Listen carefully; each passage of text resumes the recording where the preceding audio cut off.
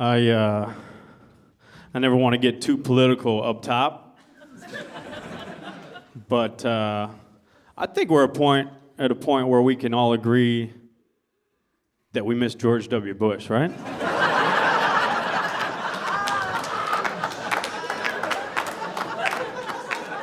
You know what I'm saying? It's like watching him at the inauguration, high off an edible, raising his eyebrows. Like, dude, that's my guy. That's my boy. I miss him, dude. I miss George W. Bush. He, just thinking back on it, it's like he was a president. First of all, he was the original funniest president in the White House. Effortlessly funny, right? Also, he was our president during a lot of important stuff. Like, he got us through a lot of cool stuff. He got us through The Wire. You know what I'm saying? He was our leader that year that Michael Vick was on the cover of Madden. Big year for the boys, you know what I mean? Nice spin around the sun for the fellas. Also, he was there when peak Lil Wayne. He got us through the drought, you know what I'm saying?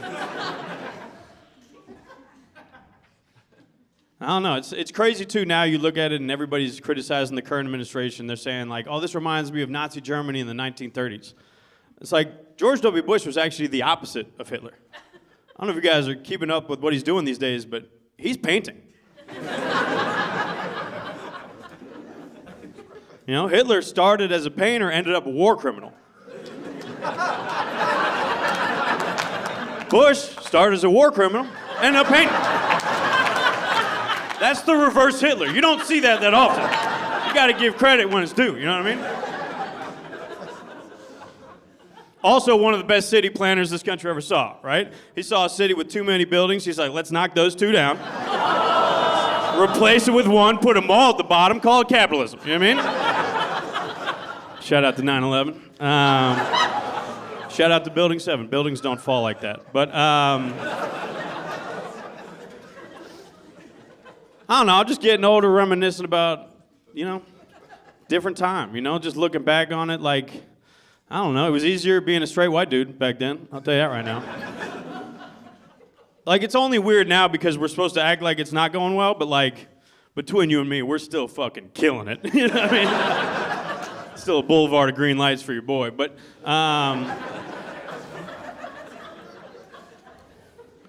like, it's, we experiencing different things. We're supposed to, like, I'm supposed to not experience white privilege anymore. So you want me to just go cold turkey on this? It's like, at least let me wean off this shit, you know what I'm saying? Like, I've been mainlining this shit out of a silver spoon for 38 years. Like, just give me some methadone or something.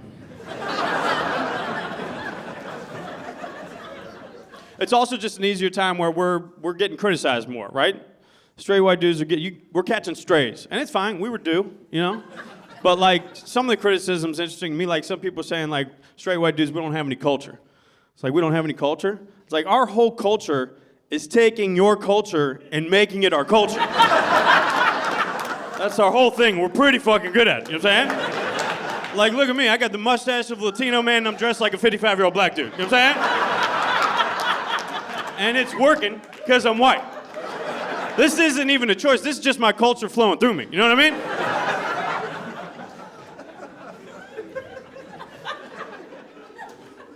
A lot more gay people now than I remember growing up. Well, there were always gay people, but they used to just be closeted homosexuals that were married to women and would vote Republican to get people off the scent. But there's more gay people now. We got any gay people in the audience tonight? Pretty pathetic woos. You guys are usually more prideful than that. Let's go. Only a couple. What is the demo here? I know we got any young people. Anybody 25 and under? Makes noise. 25 and under. Yeah. Okay, so we got plenty of gay people here. That's a working theory. But anybody 25 and under is a gay person. You know what I'm saying? It's like, prove me wrong. I've seen Euphoria. I know what you guys are up to. All right. You guys are at least bisexual. And it's fine. It's cool. You should be doing that, right? Like, how old are you, my guy? 23? And are you straight? No, you're gay? 1 for 1. You know what I'm saying? Fish in a barrel, guys. Thank you for coming out, literally and figuratively. I mean, that's good that you're, first of all, the most embarrassing thing, talking to this 23-year-old straight dude, I'm like, dude, what are you doing? You know what I'm saying? Like, grow up, suck some dick. You know what I'm saying? Like, be a man. But it's cool because you can do that, like, right? Like, you can be that. You can be that right now, and it's cool, and it's accepted. And it should have always been like that, but it wasn't, right? Like, that wasn't even something that was on my radar growing up. I'm 38 from Ohio. When the fuck was I going to be gay? Like, when was I going to come out of the closet? Second term Clinton? You kidding me? We had a budget surplus in this country. I couldn't break my father's heart during that.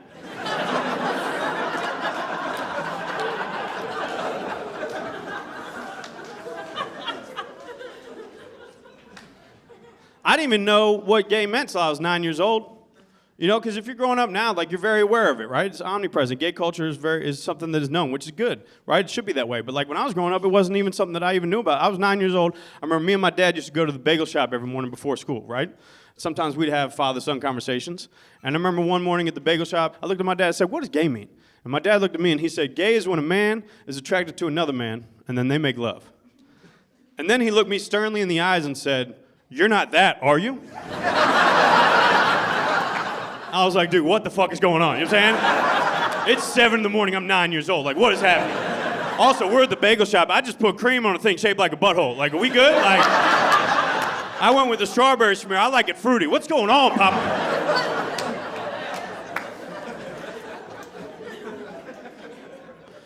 You know, it's just different shit.